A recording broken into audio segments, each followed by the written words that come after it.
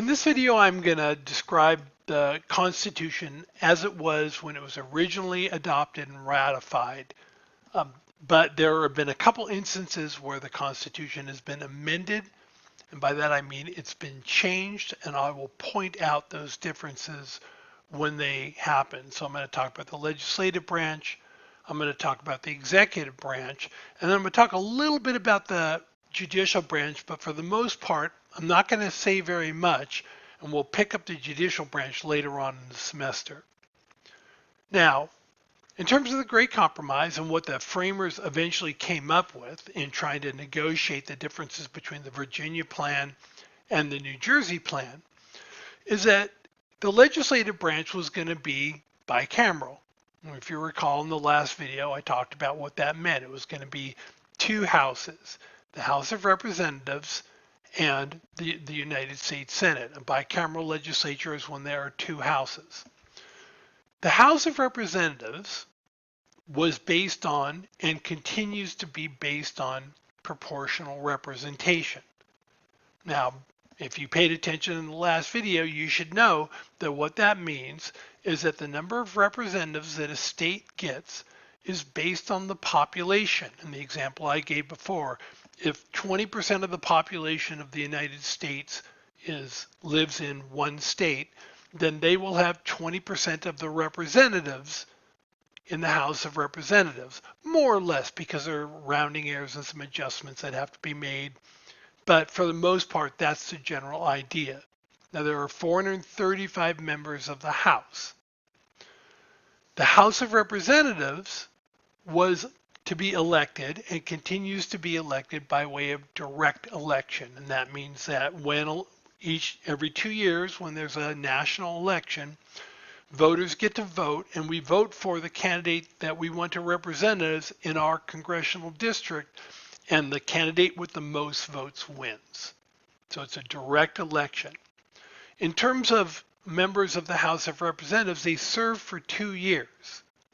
So every 2 years, they're up for re-election. A candidate that wins in 2022 is up for re-election in 2024. If they win again in 2024 and they want to run again, they're up for re-election in 2026, and so on. Every 2 years, they're up for re-election. And according to the Constitution, and this is unchanged, members of the House can run for as many times as they want. If the voters want to vote for them 20 times, and so they serve for 40 years, the Constitution permits them to do that. There's often a discussion about whether there should be term limits, whether there should be a limitation placed on how many times somebody can run for the House of Representatives or the Senate.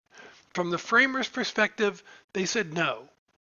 From their perspective, if the people were supportive of the representatives, why shouldn't they be able to vote for the representative? If the people thought that the representative was doing a good job, then they should be able to vote for the person who they thought was doing a good job.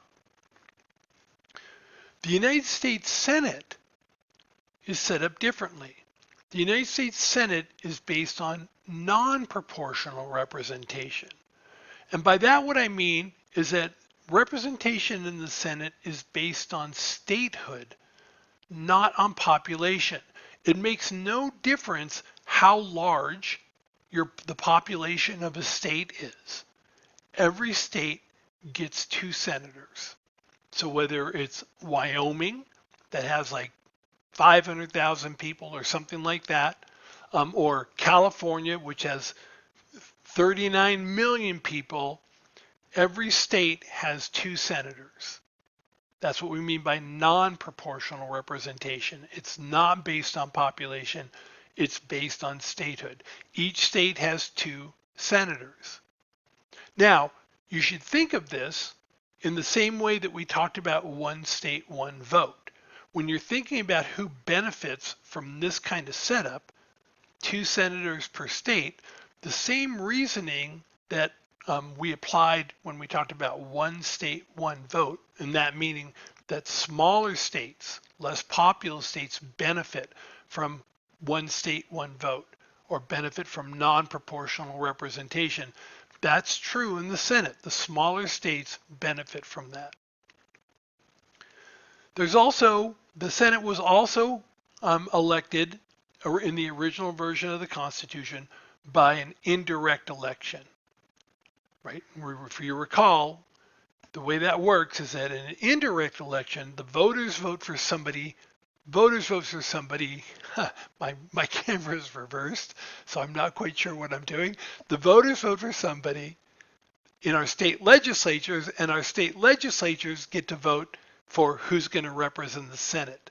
That's the way the Constitution was set up. The voters would vote for their state representatives. So in California, in theory, we would vote for our representatives to represent us in Sacramento, and then the legislatures in Sacramento would pick our senators. This was to further the idea that representation was based on statehood, not on population. Now, whereas the way that we elect members of the House is unchanged, it was a direct election when the Constitution was originally adopted, and it's a direct election now. We now elect our senators directly.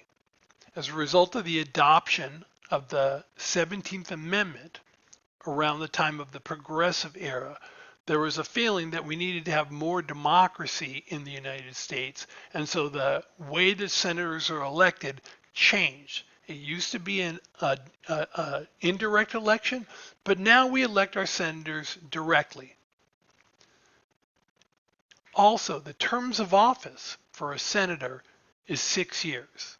So if a senator runs for election and wins in 2022, they're going to be up for re-election in 2028.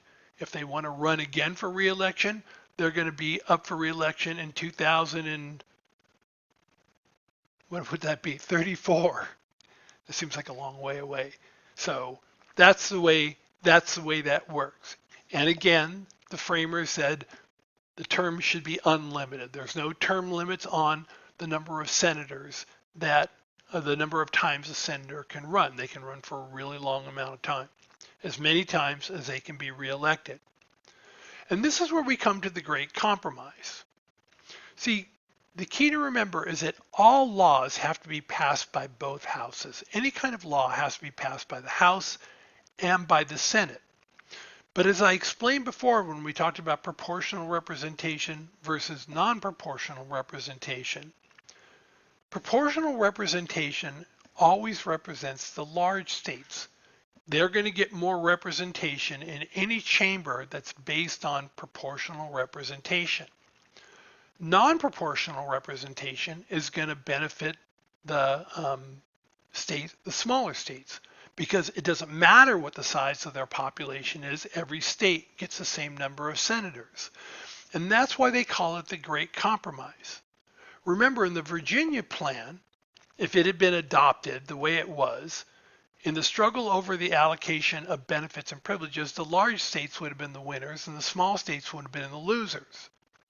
In the New Jersey plan, if it had been adopted the way it was written, the winners would have been the small states and the losers would have been the large states. But with the Great Compromise, they found a balance between the two. In the struggle over the allocation of benefits and privileges, in the House of Representatives, because it's based on proportional representation, who are the winners going to be? The large states. In the Senate, because it's based on non-proportional representation, who are the winners going to be? The small states. And so that was the genius of combining the Virginia plan and the New Jersey plan. Basically, what the framers set up is they set up a system where it was going to require, if anything was going to get done, the large states, the most populous states, and the small states, the least populous states, were going to have to compromise. They were going to have to compromise. Nobody was going to be able to force through, neither the large states nor the small states, nobody was going to be able to force through what they wanted and their preferences without getting the other states on board. That's why frequently I'll tell my students, and I'll say the same thing to you, anytime you see a candidate running for office, and if they say to you and they promise, if I'm elected, I will not compromise on my principles. I will not compromise with the other side. Don't vote for that person. I don't care if you're a Democrat or a Republican. Don't vote for that person, because that person doesn't understand that our entire system was based on the idea of compromise. That in order to get things done, compromise is required. Compromise is necessary. That was understood by the framers from the very beginning, and it is still the case now. So in the next video, I'll talk about the executive branch, and I'll talk about the little bit about the judicial branch.